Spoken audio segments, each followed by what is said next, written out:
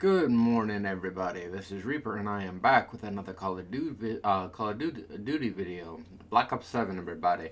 And this gameplay, I do admit, is a defeat, but it does show that I do go 40 and 20. So, you know, I'm really enjoying this edition of Call of Duty this year. I'm almost Prestige 2 in week 1 of launch, and I got to admit that is a record beyond all imagining. So the fact that I was able to actually prestige twice in 1 week of launch is the best that I have ever done in any Call of Duty in history. So, there are a lot of factors to consider why people are having such a negative response to this edition, and I have a few thoughts of my own to share. So, here's kind of what I kind of see.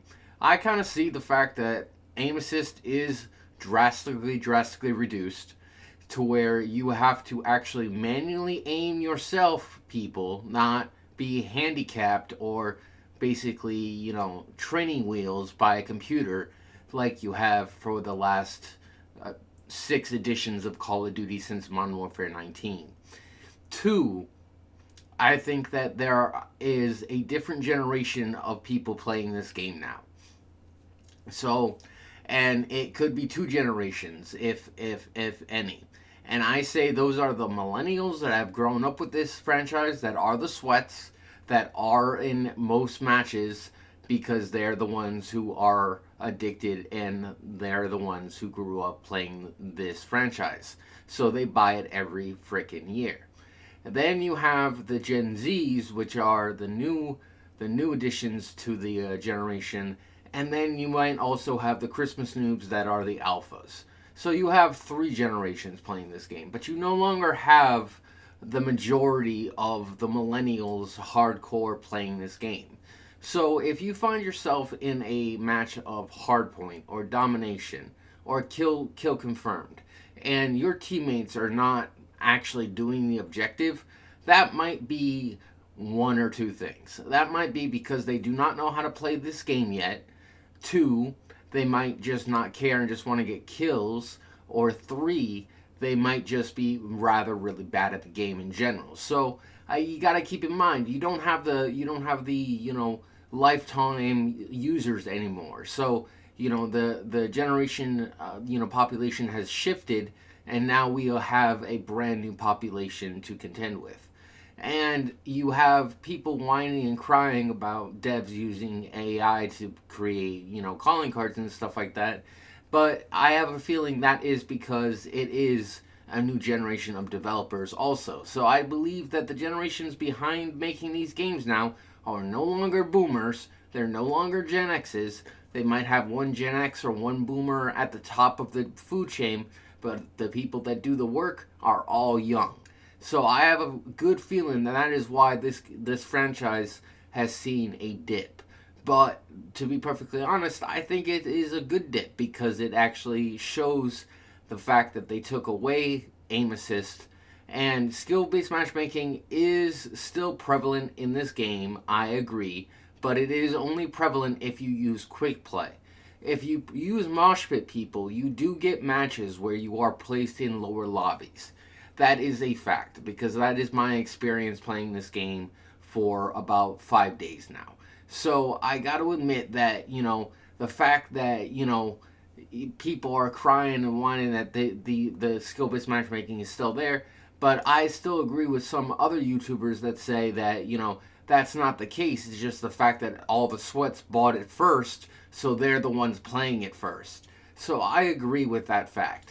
But you gotta admit that, if someone like me can actually get a 2.0 still in a lobby, that means that that's not, skill-based matchmaking is not completely there. So it's like, if I can find an easy lobby, then that's automatically proof that they did tweak the matchmaking system to where you can actually get into lower lobbies and you can actually have a lot more fun on your kill streaks, on your kills, on your objective, so on your ranking and so on and so forth, and in your experience in general. But the one big thing that is changing it for people's perception, I think, is the fact that you no longer have a computer aiming for you. You have to do left and right stick yourself, and that has to suck for people that do not want to put in the actual skill effort to actually get good.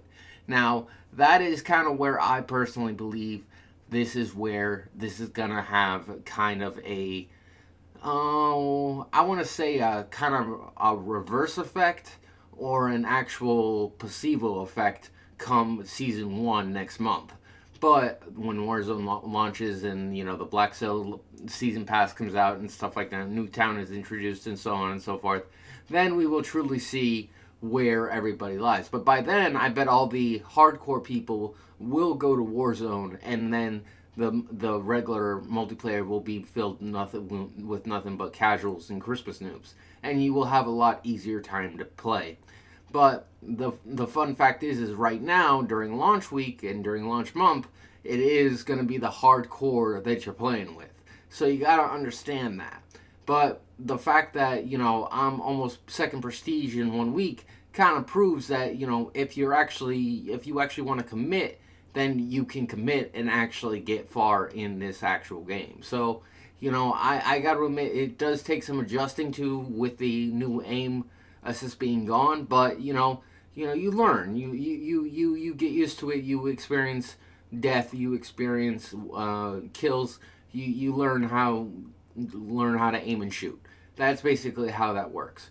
But I legitimately also heard people whining and crying about the game being always online and not being able to be paused. Guys, if you're gonna play a campaign of any kind, I don't care if it's Call of Duty, I don't care what game it is, I don't care what story mode you're playing, you should be able to sit down on your chair or your couch, wherever you prefer to actually enjoy your games, and you should be able to do it in one shot day one.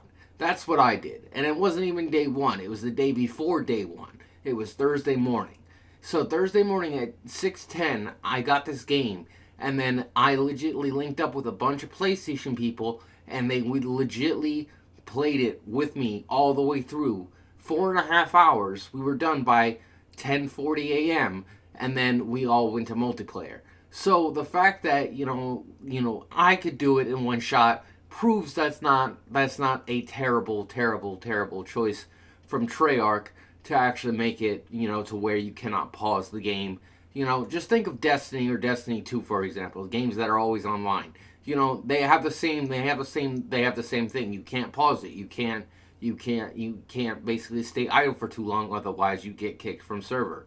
So, this is the world we live in now. Always online play, always connected, so on and so forth. But if you're gonna play video games, people, you gotta be committed. You can't just play a game for 30 minutes and then drop it, because then it's gonna basically screw up your rhythm. It's gonna screw up your actual dedication to it, and you're gonna lose interest. You gotta do it all the way through the first time around to actually get completely committed to it. And I think that was the lesson that Treyarch wanted to teach, was the fact that those who actually were committed would do it in one shot, and then those who didn't want to do it in one shot basically were the ones that were going to drop out of the experience. Now, I personally think that this game is a lot better than Black Ops 6, and I like the aim assist nerf. It actually shows skills in lobbies for once. It shows those who actually know how to aim and shoot and those who don't. And I have a feeling that all the streamers and all the YouTubers that have been playing this game for a job are finally going to really get a taste of an actual medicine that they've never experienced before, and that's actually true skill. So, you can't have the computer basically holding in your hand your whole life, because then you're just never going to learn anything. So, I got to admit that this game has been massively fun for me, but, I got to admit that, the fact that I did most of the multiplayer achievements in 1 week is just, is just phenomenal. So, I think it was a very good project to do, and I'm still doing it, and I'm going to be doing it at least until, the end of the month. So it's like, I want to try to at least get to Prestige 2 this week, and then basically put it down, and then come back for Season 1, and then basically only do 8 Prestiges from Season 1 forward. So it's like, it's really not that big of a change, but people are treating it as such, and that's just not that's just not really, that's just kind of like basically saying that, you don't like something because you can't do it. That's kind of the things that I'm seeing is like people can't aim without a computer, so they just don't want to play the game. It's like they want the computer to hold their hand and basically automatically shoot people for them.